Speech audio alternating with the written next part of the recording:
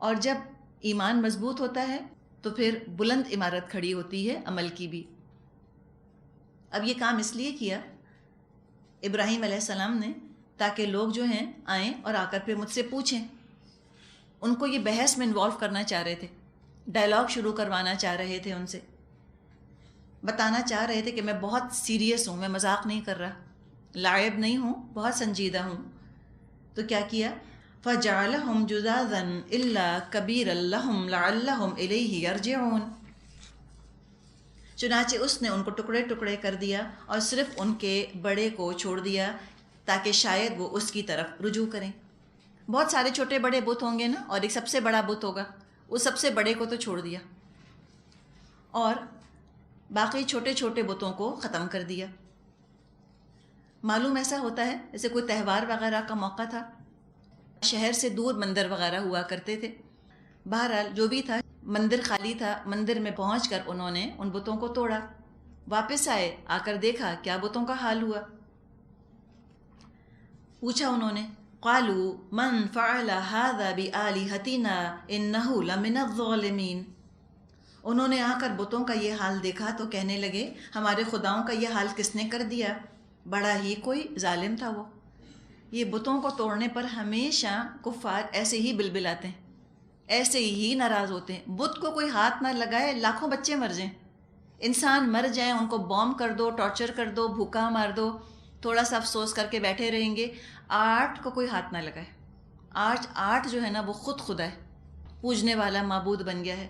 ایسے آرٹ کی بات کرتے ہیں کہ لگتا ہے کہ آرٹ ہی نے دنیا بنائی ہے، آرٹ ہی معبود ہے، اور آرٹ کی وجہ سے امن آئے گا۔ اور آرٹ کی محبت ایسی ہے کہ پھر قرآن برداشت نہیں ہوتا، ریجڈ لگتا ہے اور برا لگتا ہے، اور شریعت تو ایک آنکھ نہیں بھاتی اور سنت تو برداشت نہیں ہوتی۔ اتنا پیارا ہو گیا آرٹ۔ تو یہ ایسے ہی لوگ تھے آرٹسٹک قسم کے۔ جہاں تک درست آرٹ کا تعلق ہے، اسلام نے گنجائش رکھی ہے اس کی، فنون لطیفہ کی اللہ نے گنجائش رکھی ہے اپنے دین میں، شاعری کی بھی گنجائش ہے، اور اگر کسی میں کوئی اللہ نے آرٹسٹک کیپیبلٹیز رکھی ہیں اس کی بھی گنجائش ہے۔ مسلمانوں نے آپ دیکھیں کتنی خوبصورت عمارتیں بنائیں، ان کی آرٹسٹک کیپیبلٹیز ہی تھی نا۔ کیلیگرافی کو آپ دیکھ لیجئے، کیا خوبصورت چیز ہے، کس طرح سے انہوں نے تحریر کو سجایا ہے۔ تو جہاں تک اسلام کے اندر وہ چیزیں آ سکتی ہیں بہت اچھی ہیں، لیکن جہاں آرٹ اور کلچر اسلام کے دائرے سے باہر جانے لگ جائے اب وہ ڈسٹرکٹیو ہوتا ہے، اس کو ڈسٹروائے کر دینا چاہیے۔ تو انہوں نے اپنے بتوں کا یہ حال دیکھا، اس پر بھی کافی پریشان ہوئے، تحقیق کروائی تو پتہ چلا قالوا سمعنا فتى يذكرهم يقال له ابراہیم، بولے ہم نے ایک نوجوان کو ان کا ذکر کرتے سنا تھا جس کا نام ابراہیم ہے۔ اور جب تحقیق ہوئی کس نے ہمارے بتوں کا، ہمارے معبودوں کا یہ حال کیا، تو پتہ چلا کہ ابراہیم نام کا کوئی شخص ہے جو کہ بتوں کا ذکر کرتا ہے۔ اب یہاں دیکھیں کیا ان کے دلوں میں حرمت اور عظمت ہے اپنے بتوں کی کہ اس کے لیے کوئی برا لفظ بھی استعمال نہیں کر رہے، بلکہ کہہ رہے ہیں کہ ہاں ذکر کرتا ہے، بس یہ نہیں کہا کہ وہ برا بھلا کہتا ہے ہمارے بتوں کو۔ اتنے وہمی تھے، اتنے ڈرپوک تھے کہ ایسا نہ ہو ہم بتوں کے لیے یہ کہیں کہ ابراہیم ہمارے بتوں کی برائی کرتا تھا تو بت ناراض ہو جائیں۔ آج آپ دیکھیں آرٹ کے ساتھ یہی ہے، کوئی تنقید کر نہیں سکتا، نہ ناچ پر نہ گانے پر، ایسے محترم، ایسے سیکرڈ ہو گئے ہیں یہ سب، یہ تمام چیزیں۔ اگر عورت کو حقوق دلوانے کی بات ہوگی وہ بھی ناچ کر اور ڈرامہ کر کے، اگر بچوں کے حقوق کی بات ہوگی وہ بھی ناچ کر اور ڈرامہ کر کے، تو ناچتی بھی عورت کو دیکھ کے کون عورت کی عزت کرے گا، مجھے بتائیں۔ ایک پیراڈاکس ہے نا جو بن گیا ہے آج کل۔ تو جو پڑھے لکھے لوگ ہیں، جو کہ کسی مقام پر ہیں اس معاشرے کے اندر، ان کو ذرا سے اویئرنیس کریٹ کرنے کی ضرورت ہے کہ ہم یہ کیا کر رہے ہیں، ایسے عزت نہیں ہوتی۔ لیکن بہرحال وہ ایک معبود ہے، ایک بت ہے اپنی جگہ، اس کی ایسی ہی عزت ہے جیسے یہ اپنے بتوں کی عزت کیا کرتے تھے۔ اب ابراہیم علیہ السلام کا آپ دیکھیں جو ذکر وہ کر رہے ہیں، اس سے پتہ چلتا ہے کہ بہت بڑی جماعت تو نہیں تھی ابراہیم علیہ السلام کے ساتھ، لیکن تب بھی پیغام انہوں نے معاشرے میں پہنچا دیا۔ کانا امتن، ہم نے پڑھا تھا نا، پوری امت تھے ابراہیم علیہ السلام، اکیلے سچائی تک پہنچے۔ پھر تنہا دعوت تبلیغ کا کام کیا، یہاں تک کہ سب کے کان میں بات پڑ گئی. یعنی مرحلہ وار انہوں نے کام کیا نا. پہلے زبان سے تبلیغ کری اور اس کے بعد پھر آرمڈ کانفلکٹ یوں سمجھیں اس کا مرحلہ آیا، پھر ہاتھ سے انہوں نے تبلیغ کری. یہ سارا کچھ کرتے کرتے کئی سال ان کو لگے ہوں گے لوگوں کو بتاتے بتاتے. جو ذاتی طور پہ نہیں ان کو جانتے تھے لیکن نام اور چرچا انہوں نے بھی سن لیا تھا. تو اب کہا کہ اچھا کیا کریں اس کا.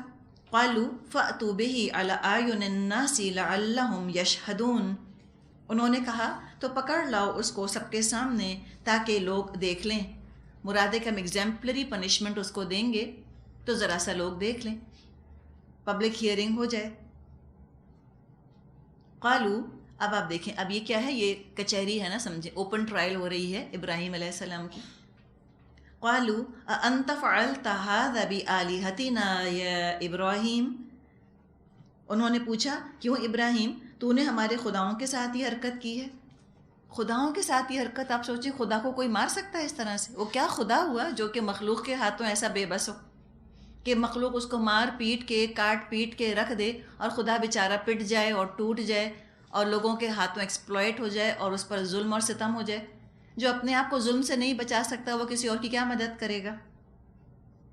تو پوچھا انہوں نے کہ تم نے کیا ہمارے معبودوں کے ساتھ یہ. ابراہیم علیہ السلام نے فرمایا قال بل فعلہ، اس نے جواب دیا بلکہ یہ سب کچھ تو ان کے سردار نے کیا ہے. ابراہیم علیہ السلام نے جواب دیا یہ جو بڑا بیٹھا ہے نا صحیح سلامت، ان بڑے صاحب کی مجھ کو کارستانی محسوس ہوتی ہے. بعض روایات میں آتا ہے کہ جس آلے سے، جس کلہاڑی سے انہوں نے بتوں کو توڑا تھا، اس کلہاڑی کو بڑے بت کے کندھے پہ رکھ دیا. تو سرکمسٹانشل ایویڈنس بھی بتا رہا ہے کہ اسی کا کام ہے، آلہ واردات اسی کے پاس سے نکل آیا، یہی کلہاڑی لے کر بیٹھا ہے تو اسی نے کیا ہوگا. تو کہا کہ ذرا ان کی داستان غم ان سے پوچھ لو، کیا مصیبت آئی ان کے اوپر. تو کہا بل فعلہ کبیرہم ھذا فاسألوہم ان کانوا ینطقون. فرمایا یہ سب کچھ ان کے اس سردار نے کیا ہے، انہی سے پوچھ لو اگر یہ بولتے ہوں. آپ پوچھو ان ٹوٹے پھوٹے معبودوں سے کہ کیا تم پر آفت پڑی آ کر، بتاؤ کس نے تم پہ یہ ظلم کیا. اب یہ انداز ہے بات کرنے کا، دلیل دینے کا. اب یہ جو کہا کہ ان سے پوچھو، ایک محاورہ نہیں ہے جیسے کہ ہم بعض دفعہ کہتے ہیں نا کہ دیواروں کے بھی کان ہوتے ہیں. کوئی جھوٹ تو نہیں ہے یہ کہنا کہ دیواروں کے کان ہوتے ہیں، محاورہ ہے. مراد ہے کہ یہ بات چھپ نہیں سکتی.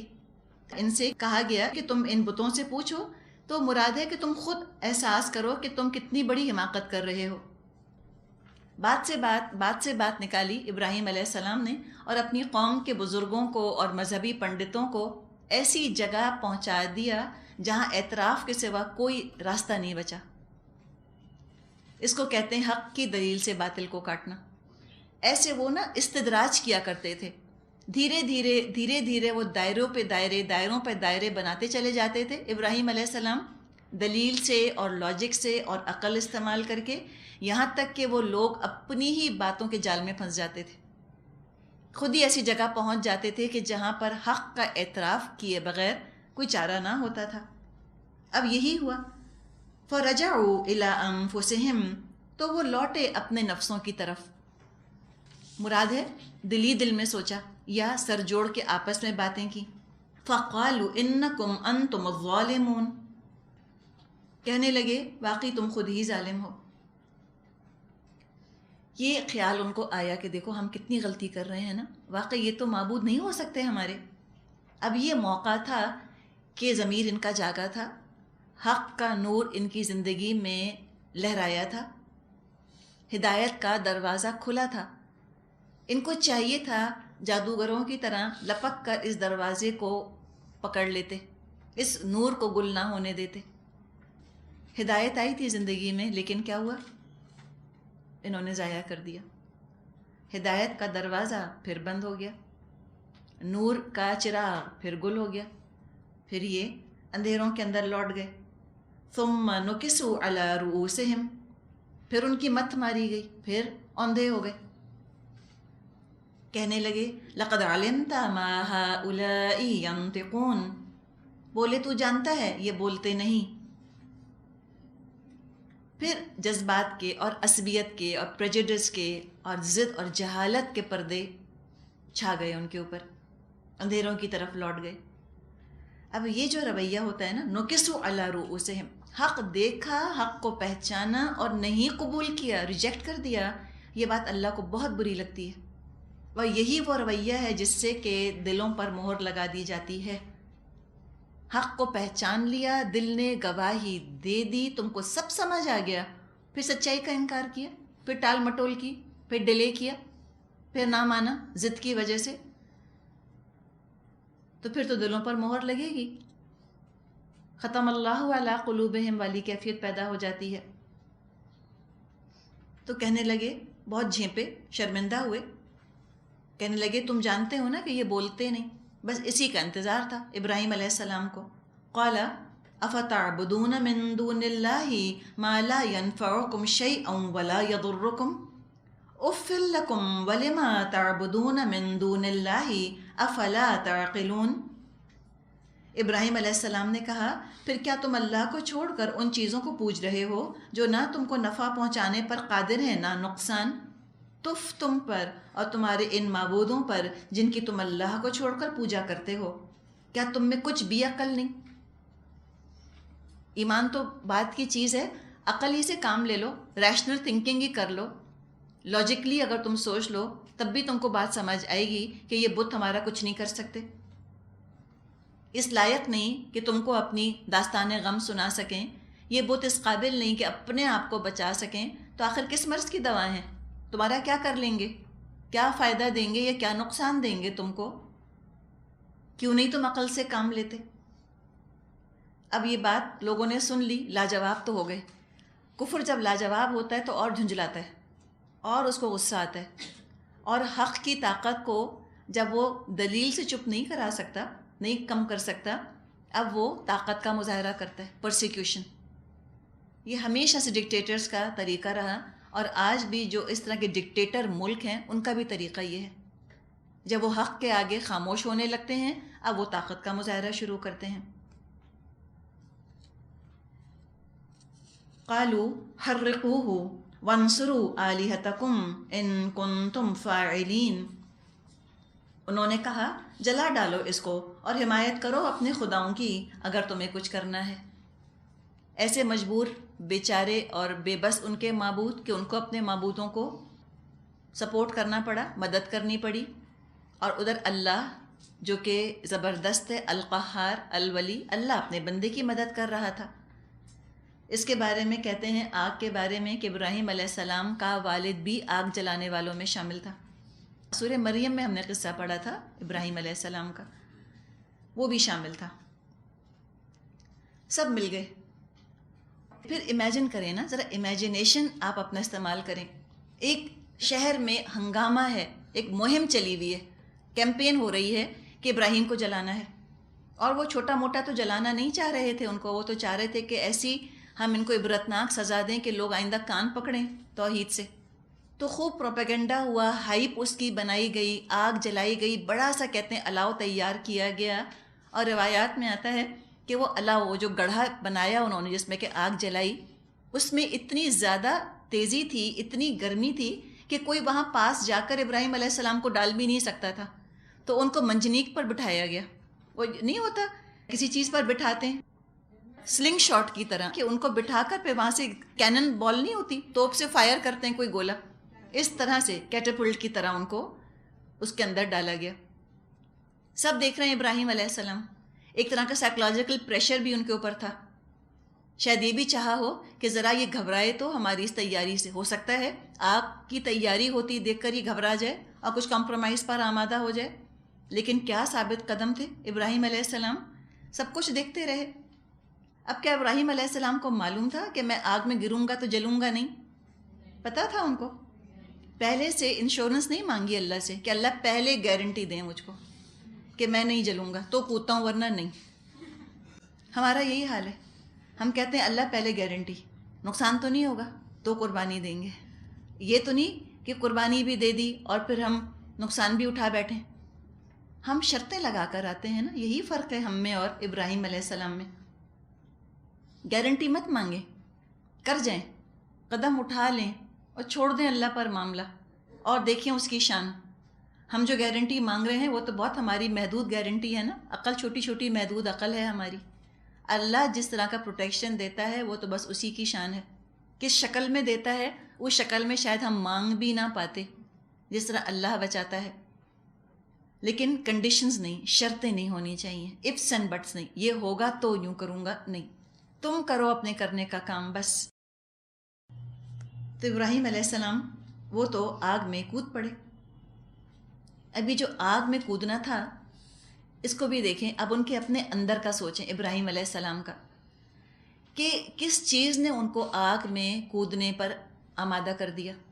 یہ اتنا ایکسٹریم کام تھا کہ عقل تو یہ ایکسٹریم کام نہیں کروا سکتی تھی. غیر جذباتی جو لوگ ہوتے ہیں، ان ایموشنل، جو انڈیفرنٹ ہوتے ہیں اللہ کے ساتھ، نہ نیگیٹو نہ پازیٹیو، یا اللہ کو نعوذ باللہ ایک انسٹیٹیوشن کی طرح سمجھتے ہیں، اللہ سے ڈیٹیچڈ، ایک ڈیٹیچ قسم کا آفیشیل فارمل جن کا کہ اللہ تعالیٰ سے تعلق ہوتا ہے، وہ نہیں کر سکتے. عقل نے تو بہت مشورے دیے ہوں گے کہ تم اکیلے ہو، اگر تم بھی آگ میں کود گئے تو بتاؤ ابراہیم، کوئی بھی بتانے والا نہیں رہے گا، تم ایک ہی تو عقل مند ہو ان سب بے وقوفوں میں، اور تم بھی چلے گئے تو انہیں کون بچائے گا. تو ذرا عقل سے کام لو، ابھی ٹھہر جاؤ، کمپرومائز کر لو، بات آئی گئی ہو جائے گی. کل دیکھنا تمہارے گھر والے سب تمہارے ساتھی بن جائیں گے. تمہارے ابو کو بھی بات سمجھ آ جائے گی، تمہاری امی کو بھی سمجھ آ جائے گی، سب اچھے اچھے ہو جائیں گے، پھر تم بھی عمل کر لینا. عقل نے سکھایا ہوگا. عقل ہمیں سکھاتی ہے ایسی باتیں کہ don't be rash, don't be spontaneous, جلدی مت کرنا، ابھی ٹھہر جاؤ، عقل سے کام لو. دین دنیا لے کر چلنا ہے نا، گھر تو نہیں برباد کر سکتی. تم بے وقوف ہو گئی ہو. میاں کتنا ڈانٹیں گے تم کو، حجاب شروع کیا تو. ٹھہر جاؤ، ابھی پہلے میاں کو درس پہ لے کے جاؤ، پھر 5 سال کے بعد وہ اتنے سویٹ ہو جائیں گے، حج بھی تو کرنے جا رہے ہیں، پھر وہ داڑھی رکھ لیں گے، پھر خود تم کو عبایا لا کر دیں گے. آ چکا وہ دن، خواب دیکھتی رہیں اس کے. ایسے نہیں ہوتا. اور کیا پتہ جب وہ عبایا لے کر آئیں تو ہم ہی نہ موجود ہوں. گارنٹی ہے جب لوگ بدلیں گے تو ہم زندہ ہوں گے. تو اس میں انسان میں تھوڑی سی ارجنسی ہونی چاہیے دین پہ آگے بڑھنے کی. ایسا نہیں کہ ٹھنڈے ٹھنڈے بیٹھیں اور پلاننگز پر پلاننگز پر پلاننگز ہوتی چلی جا رہی ہیں. یہ بڑا مشکل معاملہ ہوتا ہے. یہ جو آگ میں کودے، یہ محبت نے کام کرایا. والذین آمنوا اشد حبا للہ.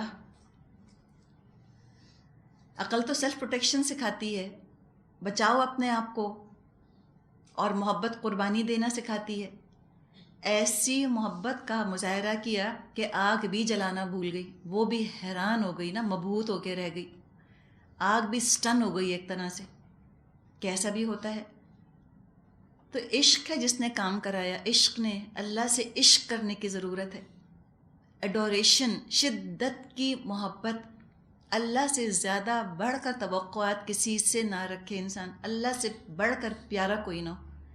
کوئی بارگیننگ کرنی ہے اگر لوگوں سے تو اللہ کی اطاعت کے لیے بارگین کر لیں، چھوڑ دیں اپنے کچھ حقوق. شاید کہ آپ کو اللہ کی عبادت کرنے کی اجازت مل جائے، زیادہ فرصت مل جائے. تو یہ محبت کرواتی ہے. محبت نہیں ہے قربانی نہیں دے سکتا انسان. حقیقت ہے. ہم اتنے ٹھنڈے ہیں اللہ کے ساتھ، اتنے غیر جذباتی ہیں. ہم نہ اللہ کے لیے روتے ہیں، نہ اللہ کے لیے خوش ہوتے ہیں، نہ اللہ کو یاد کرتے ہیں. تو پھر ہم کیسے قربانی دیں گے نا. ٹھنڈے لوگ نہیں قربانی دے سکتے. جن کے اندر محبت کی آگ بھڑک رہی ہوتی ہے وہ دیتے ہیں قربانی. کسی نے اتنی پیاری بات لکھی ہے. انہوں نے کہا کہ آگ تو جلاتی ہے اس چیز کو جس کا درجہ حرارت اس آگ سے کم ہو. ابراہیم علیہ السلام کے دل میں تو جو محبت کی آگ تھی وہ تو اس آگ سے بھی زیادہ تیز تھی. آگ کیا جلاتی ان کو؟ اتنی شدت کی محبت اللہ سے کرنے والے. تبھی تو اللہ نے ان کو خلیل بنایا. واتخذ اللہ ابراہیم خلیلا. اللہ نے ابراہیم کو دوست بنا لیا. اللہ اتنی محبت کرتا ہے ابراہیم علیہ السلام سے. جب ذکر آتا ہے ابراہیم علیہ السلام کا لگتا ہے کہ اللہ کا پیار برس رہا ہے جیسے نا. تو یہ قربانی سے ہوتا ہے. گھر بیٹھے عافیت کے ساتھ زندگیاں گزارتے ہوئے یہ نہیں ہو سکتا. کسی نے شعر کہا ہے کہ بے خطر کود پڑا آتش نمرود میں عشق. عشق کودا تھا. عقل ہے محو تماشائے لب بام ابھی. عقل تو ابھی پروزن کون سی تول رہی ہے، کیا کریں کیا نہ کریں، کس میں عقل مندی ہے کس میں بے وقوفی ہے. عقل تو تولتی ہی رہے گی. عقل تو امپیڈمنٹ ہے بعض دفعہ انسان کے راستے کا. کسی نے کہا ہے نا کہ اچھا ہے دل کے ساتھ رہے پاسبان عقل، لیکن کبھی کبھی اسے تنہا بھی چھوڑ دے۔ عقل سے کہا کریں کہ گیو می اے بریک، پیچھا چھوڑو میرا تھوڑی دیر کے لیے۔ عقل تو پاؤں کی بیڑی بن جاتی ہے، کہتی ہے کہ don't be stupid, don't be rash, اور ہم زندگی بھر جو ہے عقل کی بات مانتے رہتے ہیں، ہم آگے بڑھ ہی نہیں پاتے۔ ایسا بریک ہمارا لگ جاتا ہے صراط مستقیم کے سفر پہ کہ طے نہیں ہوتا۔ سوچ سوچ کے، تول تول کے، پلانز بنا بنا کے ہم زندگیاں گزار دیتے ہیں۔ کر تو جائیں، کر تو جائیں، عشق کی خاطر قربانی تو دیں، اور جس سے عشق کیا ہے وہ رسوا کرنے والا نہیں ہے، وہ جو ہے وہ نامراد کرنے والا نہیں ہے، مایوس کرنے والا نہیں ہے، جس سے ہم نے عشق کیا ہے بہت کچھ دینے والا ہے۔ تو اللہ تعالیٰ نے اپنے بندے کی مدد کی، فرمایا قلنا یا نار کونی بردم و سلاما علی ابراہیم، ہم نے کہا اے آگ ٹھنڈی ہو جا اور سلامتی بن جا ابراہیم پر۔ سلامتی کی حد تک ٹھنڈی ہو جا، نقصان دہ حد تک ٹھنڈی نہ ہو۔ تو حق پر سٹینڈ لینا بندے کا کام ہے، اور دشمنوں کی چالوں سے نمٹنا اللہ کا کام ہے۔ واللہ خیر الحافظین، اللہ بہترین حفاظت فرمانے والا ہے۔ کوئی کہے کہ آج اگر میں آگ میں کودوں تو آگ مجھ کو تو جلائے، بہت سے اللہ والے جلے ہیں آگ کے اندر، سب کو نہیں بچایا اللہ نے، کوئی بات نہیں۔ دنیا کی آگ اگر جلا دیتی ہے تو آخرت کی آگ سے تو بچ گئے نا۔ اور ہم اس کیفیت کو نہیں سمجھ سکتے کہ آگ میں کودتے وقت ایمان والوں کی کیا کیفیت ہوتی ہوگی، اللہ تعالیٰ کیسے ان کو حفاظت میں لیتا ہوگا، کیسے ان کو بچاتا ہوگا، اللہ جانتا ہے۔ اور ٹھیک ہے، آگ میں جل کر جو موت آئی وہ بھی تکلیف دہ موت ہے، اور موت ہے ہی تکلیف دہ۔ جو بستر پر لیٹے لیٹے بھی مرتے ہیں وہ بغیر تکلیف کے نہیں مرتے۔ کبھی اسپتالوں میں جا کر دیکھیں، جو لائف سپورٹ سسٹمز لگائے ہوئے ہوتے ہیں مریضوں کو، اور جو اذیت ان کو اس کی ہو رہی ہوتی ہے، وہ انہی کے دل سے کوئی پوچھے تو وہ بتائے گا۔ تو اذیت جو قسمت میں لکھی ہے وہ تو کسی بھی طرح پہنچنی ہے، چاہے پیاروں کے ہاتھوں پہنچے۔ اولاد اپنے پیاروں کو بچا ہی رہی ہوتی ہے نا، لیکن تکلیف تو پہنچ رہی ہوتی ہے اس کو۔ تو ہو سکتا ہے کہ پیار کی وجہ سے اذیت پہنچے اپنوں کے ہاتھوں، ہو سکتا ہے دشمنی کی وجہ سے اذیت پہنچے۔ بس بات یہ کہ اللہ تعالیٰ آخرت کی رسوائی، آخرت کے عذاب سے بچا لے۔ فرمایا وَأَرَادُوا بِهِ كَيْدًا فَجَعَلْنَاهُمُ الْأَخْسَرِينَ، وہ چاہتے تھے ابراہیم کے ساتھ برائی کریں مگر ہم نے ان کو بری طرح ناکام کر دیا۔ کامیابی نجات تو اللہ سے محبت کرنے والوں ہی کے لیے ہے۔ بس اللہ کی محبت کی آگ دل میں اگر بھڑک جائے ایک دفعہ، یہ سب سے بڑی خوش قسمتی ہے، اس سے بڑی خوش قسمتی اور کوئی نہیں۔ فرمایا وَنَجَّيْنَاهُ، اور نجات دی ہم نے اس کو، وَلُوطًا، اور لوط علیہ السلام کو۔ لوط علیہ السلام ابراہیم علیہ السلام کے بھتیجے تھے، ان کے ساتھ ہی انہوں نے ہجرت کی تھی، یعنی ابراہیم اور لوط علیہ السلام کنٹمپریریز ہیں، ایک ہی زمانے کے ہیں، ہم عصر ہیں۔ إِلَى الْأَرْضِ الَّتِي بَارَكْنَا فِيهَا لِلْعَالَمِينَ، اور ہم نے اسے اور لوط کو بچا کر اس سرزمین کی طرف نکال لے گئے جس میں ہم نے دنیا والوں کے لیے برکتیں رکھی ہیں، مراد ہے ارض فلسطین۔ وَوَهَبْنَا لَهُ إِسْحَاقَ وَيَعْقُوبَ نَافِلَةً وَكُلًّا جَعَلْنَا صَالِحِينَ، ہم نے اسے اسحاق عطا کیا اور یعقوب اس پر مزید۔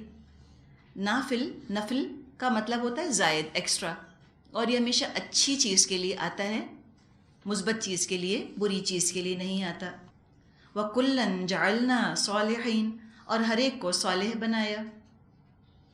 امتحان میں اتنی شاندار کامیابی حاصل ہوئی، ابراہیم علیہ السلام کو اللہ نے انعام کے طور پہ اسحاق اور یعقوب جیسے بیٹے پوتے دیے، تو پتہ چلا کہ گمراہی پر سمجھوتا کر لینا کبھی خیر نہیں لاتا۔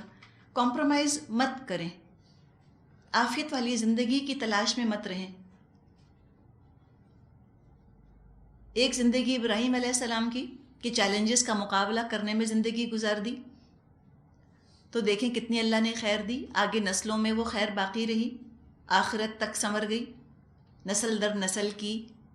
اور جو عافیت اختیار کر لیں وہ دوسروں کی بھی رہنمائی پھر نہیں کر سکتے نا، پھر وہ آگے اپنے بچوں کو بھی میسج یہی دیتے ہیں کہ تم بھی کمپرومائز کرو۔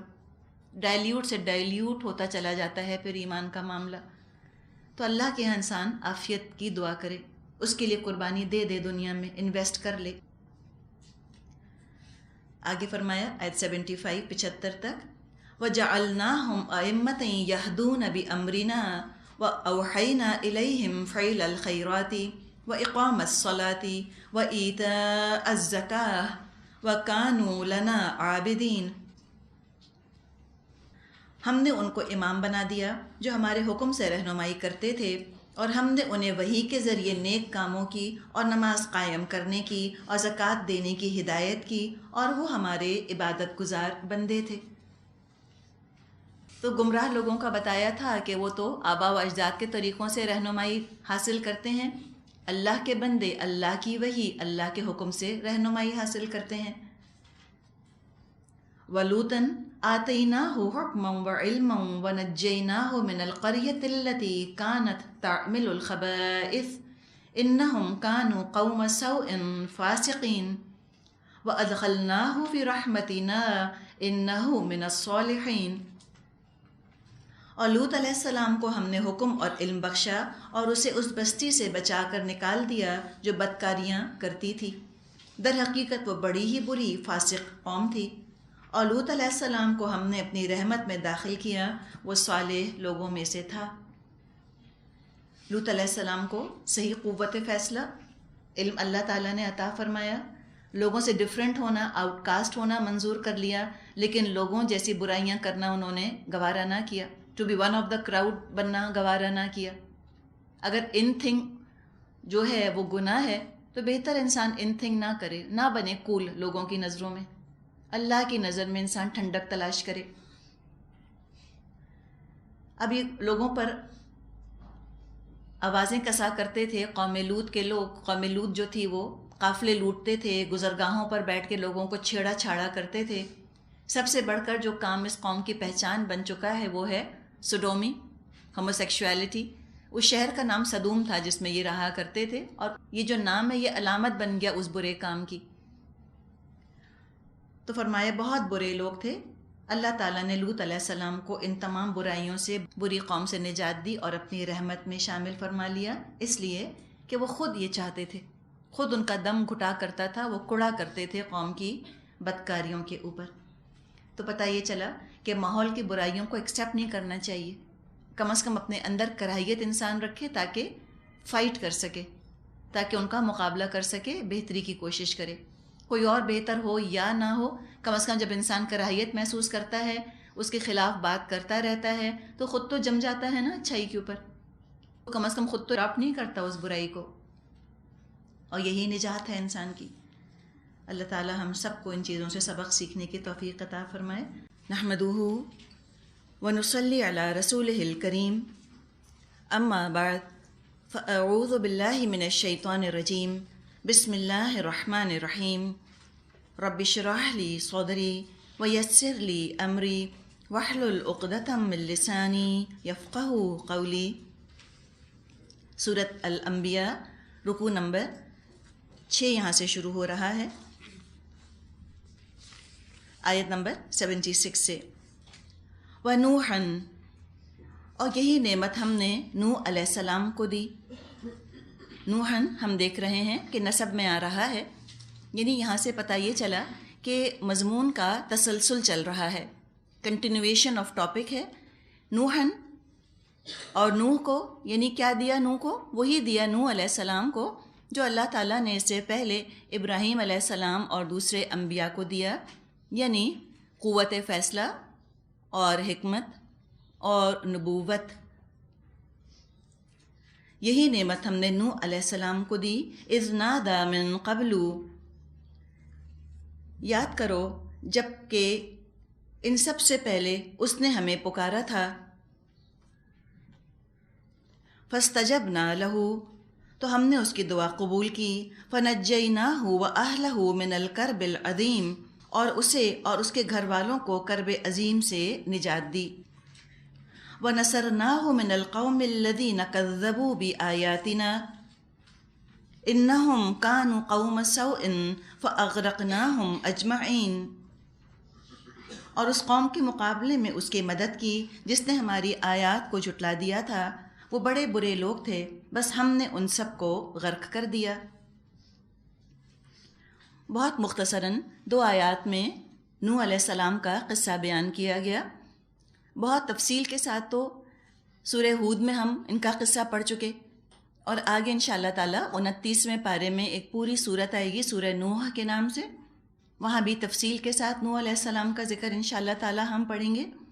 یہاں پر یوں سمجھیں کہ سناپسس دے دیا ہے، چند الفاظ میں ان کی رودات بیان کر دی گئی، داستان بیان کر دی گئی، اور یہ بتا دیا گیا کہ جب مشکل پڑی، کوئی پریشانی پڑی، تو نوح علیہ السلام نے نہ کبھی ود کو پکارا، نہ یعوق کو، نہ نصر کو، جو ان کے اپنے بنے ہوئے معبودان باطل تھے اس معاشرے کے، کسی فالس گاڈ کو نہیں پکارا، اللہ کو پکارا، اللہ کو انہوں نے یاد کیا، اللہ تعالیٰ نے ان کی بات قبول فرمائی، ان کی بات سنی، اور ان کو اور ان کے جو گھر والے تھے، جو واقعی ان کے اہل تھے، جو واقعی ان کے گھر والے کہلانے کے اہل تھے، مراد ہے کہ جن گھر والوں کے اعمال نوح علیہ السلام کی دی ہوئی شریعت کے مطابق تھے، وہی اہل تھے کہ ان کو نجات دی جائے، اور جو نبی کے گھر والے اپنے نبی کی شریعت پر عمل نہیں کر رہے تھے، ان کو نجات نہیں دی گئی، صرف اس لیے کسی کو نجات نہ ملی کہ وہ نبی کا گھر والا تھا۔ تو نوح علیہ السلام کا بیٹا ہم جانتے ہیں کہ غرق ہو گیا، طوفان کے اندر ڈوب گیا، اور نوح علیہ السلام کے گھر والوں کو نجات دے دی گئی۔ بڑے کرب سے اللہ نے ان کو بچا لیا۔ کرب کے 2 معنی کیے گئے ہیں، ایک تو ذہنی اذیت، وہ ذہنی اذیت جو نوح علیہ السلام محسوس کیا کرتے ہوں گے قوم کو گناہوں میں مبتلا دیکھ کر۔ 950 سال نوح علیہ السلام نے تبلیغ فرمائی، بعد میں انہوں نے اللہ تعالیٰ سے دعا کی کہ انی مغلوب فانتصر، کہ اللہ اب تو میں مغلوب ہو گیا ہوں، اب تو میری مدد فرما، تو ان لوگوں سے انتقام لے۔ قوم جو ہے وہ نوح علیہ السلام کے قتل کے درپے ہو گئی تھی، تو اللہ تعالیٰ نے اس قوم سے بھی نجات دی جو تکلیف پہنچانے کے درپے تھی نوح علیہ السلام کو۔ اور ایک نیک انسان اگر ایسے ماحول میں رہ رہا ہو جہاں چاروں طرف گناہ ہی گناہ ہوتے ہوں، کھلم کھلا لوگ اللہ کی نافرمانی کرتے ہوں، اس سے بڑا مینٹل ٹارچر بھی شاید ہی کوئی اور ہو۔ انتہائی ذہنی اذیت اور ذہنی کوفت کا سبب بنتی ہے یہ چیز کہ چاروں طرف انسان لوگوں کو اللہ کی نافرمانی کرتے ہوئے دیکھتا رہے اور سمجھانے کی کوشش کرے اور کوئی سننے پر راضی نہ ہو۔ تو اللہ نے اس تکلیف سے بھی نجات دی، اور کرب العظیم سے طوفان بھی مطلب ہو سکتا ہے، طوفان سے تو نجات دی ہی۔ آگے ذکر آ رہا ہے داؤد اور سلیمان علیہ السلام کا، آیت 78 سے، وَدَاوُودَ وَسُلَيْمَانَ إِذْ يَحْكُمَانِ فِي الْحَرْثِ إِذْ نَفَشَتْ فِيهِ غَنَمُ الْقَوْمِ وَكُنَّا لِحُكْمِهِمْ شَاهِدِينَ۔ اور اسی نعمت سے ہم نے داؤد اور سلیمان علیہم السلام کو سرفراز کیا۔ یاد کرو وہ موقع جب کہ وہ دونوں ایک کھیت کے مقدمے میں فیصلہ کر رہے تھے جس میں رات کے وقت دوسرے لوگوں کی بکریاں پھیل گئی تھیں، اور ہم ان کی عدالت خود دیکھ رہے تھے۔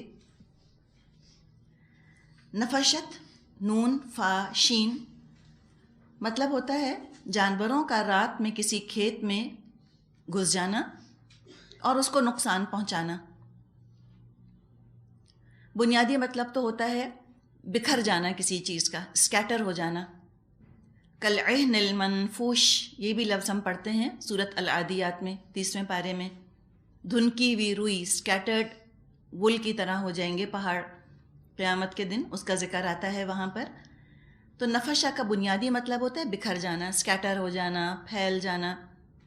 اور پھر نفشت کا لفظ خاص جانوروں کے لیے آتا ہے جب وہ رات کو، خاص طور پہ رات کے وقت کسی کے کھیت میں گھس جائیں۔ ایک مقدمے کا ذکر آ رہا ہے، 2 لوگ تھے، ایک کا تھا ریوڑ، ایک کا تھا کھیت۔ اب کیا ہوا، جس کا ریوڑ تھا، جس کا فلاک تھا، وہ کسی دوسرے انسان کے کھیت کے اندر چلا گیا، اور ظاہر ہے جب ریوڑ کسی کھیت کے اندر چلا جائے تو کھیت میں سے کیا بچے گا؟ صبح ہوتے ہوتے جانوروں نے، گلے نے پورا کھیت کھا لیا۔ اب یہ ایک معاملہ ہے، ایک شخص کا نقصان ہوا، اور جس کا نقصان ہوا اس کو بھی کمپنسیشن دینا ضروری ہے۔ اس کی بھی فریاد سننی ضروری ہے. اور جس شخص نے نقصان کیا، جس شخص کی وجہ سے نقصان ہوا، اس شخص کا اپنا ارادہ نہیں تھا. کوئی جان بوجھ کر پلاننگ کر کے اس شخص نے اپنے جانوروں کو اس کے کھیت میں تو نہیں چھوڑا تھا. قصور تو تھا جانوروں کا. لیکن ایک طرح سے دیکھا جائے تو جس کے جانور تھے اس کی ذرا سی غفلت شامل ہے اس کے اندر، تھوڑی سی اس کی لاپرواہی کہ اس نے خیال نہ کیا اور انجانے میں کسی کا نقصان ہو گیا. اس کے بارے میں آتا ہے کہ اللہ تعالیٰ یہاں فرماتا ہے کہ ہم ان کے فیصلے پر موجود تھے، مراد ہے کہ ہم سن رہے تھے. اللہ تعالیٰ جب یہ بات فرماتا ہے کہ ہم شاہد تھے تو اللہ تعالیٰ تو ہر چیز پر ہی گواہ ہے، ہر چیز پر شاہد ہے. لیکن خاص ہم انسانوں کی توجہ دلانے کے لیے ایسی بات لائی جاتی ہے کہ اللہ تعالیٰ تو شاہد تھا، یعنی اللہ بھی بہت غور سے وہ معاملہ دیکھ رہا تھا، سن رہا تھا. مراد ہے کہ ہم انسانوں کے لیے بھی اس میں سیکھنے اور سمجھنے کی بہت سی چیزیں ہیں. مقدمے کے بارے میں آتا ہے کہ داؤد علیہ السلام کے پاس جب یہ مقدمہ لایا گیا تو مقدمہ سن کر انہوں نے فیصلہ فرمایا کہ ساری بکریاں کھیت والے کو دے دی جائیں، اس لیے کہ نقصان کھیت والے کا ہوا، اب ساری بکریاں کھیت والے کو دے دیں. لیکن اللہ تعالیٰ کو کچھ اور ہی فیصلہ منظور تھا. پھر کیا ہوا؟ فَفَهَّمْنَاهَا سُلَيْمَانَ وَكُلًّا آتَيْنَا حُکْمًا وَعِلْمًا. اس وقت ہم نے صحیح فیصلہ سلیمان کو سمجھا دیا، حالانکہ حکم اور علم ہم نے دونوں ہی کو عطا کیا تھا.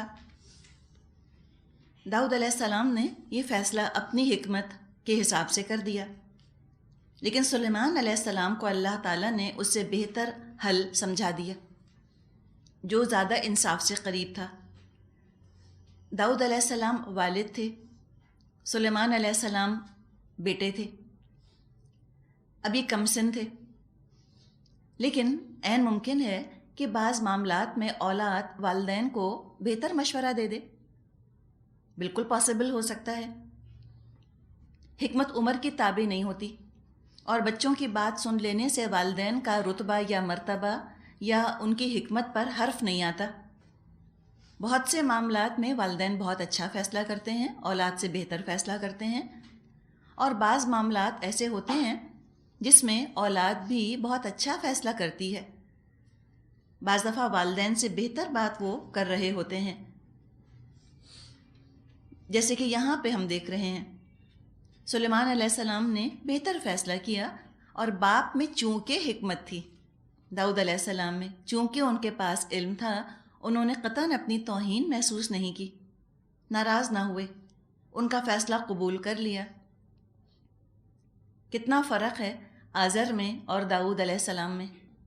آزر جو کہ ابراہیم علیہ السلام کا والد تھا، اس نے تو اپنے بیٹے کی اتنی حکمت بھری باتوں کو کیسے رد کر دیا، بات ہی نہ سنی. اور داؤد علیہ السلام نے کس طرح اپنے بیٹے کے فیصلے کو قبول کیا. تو اگر والدین میں حکمت ہو اور والدین کے اندر علم اور تقوی ہو، یہ بات بھی بڑی کنڈیوسو، بہت اچھی ہوتی ہے. سلیمان علیہ السلام کے فیصلے کے بارے میں یہ آتا ہے کہ انہوں نے فیصلہ کیا تھا کہ بکریاں کھیت والے کو دے دی جائیں عارضی طور پہ، ٹیمپرریلی، اور وہ ان کے دودھ سے اور اون سے فائدہ اٹھاتا رہے، اور کھیت کی زمین بکری والے کو دے دی جائے اور وہ اس پر کاشت کرے، کھیت اگائے. جب کھیت اپنی اصلی شکل میں لوٹ آئے تو کھیت والے کو اپنا کھیت دے دیا جائے اور بکری والے کو اس کی بکریاں دے دی جائیں، دونوں اپنی چیزیں واپس لے لیں. یہ بہت عمدہ، بڑا بہترین فیصلہ تھا، زیادہ انصاف کے قریب تھا. تو ہمارے سمجھنے کی بات یہ ہے کہ اگر ہماری اولاد ہمیں اچھے مشورے دیتی ہے، ضرور ہم قبول کریں، اور اس میں تھوڑی سی گرومنگ بھی کرنی چاہیے. بچوں کی گرومنگ اس طرح سے ہوتی ہے کہ ذرا سے بچے بڑے ہونے لگیں تو ان کو اپنے معاملات سے باخبر رکھیں، ان سے مشورے لیں. یہ نہ ہو کہ بچوں سے بالکل مشورہ نہ کیا جائے، ان سے بات چیت نہ کی جائے. ہر چیز کو ڈھانک کر چھپا کے گھر میں نہیں رکھنا چاہیے. تھوڑی تھوڑی باتیں بچوں کے سامنے ہونی چاہیے، بچوں سے صلاح مشورہ انسان کرتا رہے. ہم بعض دفعہ یہ سمجھتے ہیں نا کہ یہ اب معاملہ ہے، اب بچوں کے سامنے رکھیں گے وہ خواہ مخواہ پریشان ہوں گے، یا ابھی وہ مسائل نہیں سمجھیں گے. عمر دیکھ لیں، اگر آپ کو لگتا ہے کہ ایسی ان کی عمر ہے کہ وہ آپ کو کوئی مشورہ دے سکتے ہیں، جیسے ٹین ایج میں آنا شروع ہوتے ہیں، 13-14 سال کی عمر، 15-16 سال کی عمر، تو ضرور ہی ان کو گھر کے مسائل سے آگاہ رکھنا چاہیے، ان سے مشورے لینے چاہیے. ہو سکتا ہے وہ بہتر حل کوئی نکال دیں، یا کم از کم ان کی گرومنگ شروع ہو جائے، حوصلہ افزائی ہو، انکریج ہو کہ ہمیں بھی عزت دی جا رہی ہے. تو اولاد کو عزت دینی ضروری ہے، یہ اولاد کا حق ہے. بچے ظاہر ہے کہ بایولوجیکلی تو بچے ہی رہیں گے ہمارے، لیکن ایک عمر آتی ہے کہ جب عقل کے حساب سے، تجربے کے حساب سے، علم کے حساب سے بچے والدین کے برابر ہو جاتے ہیں، اور بعض دفعہ والدین سے آگے بھی نکل جاتے ہیں.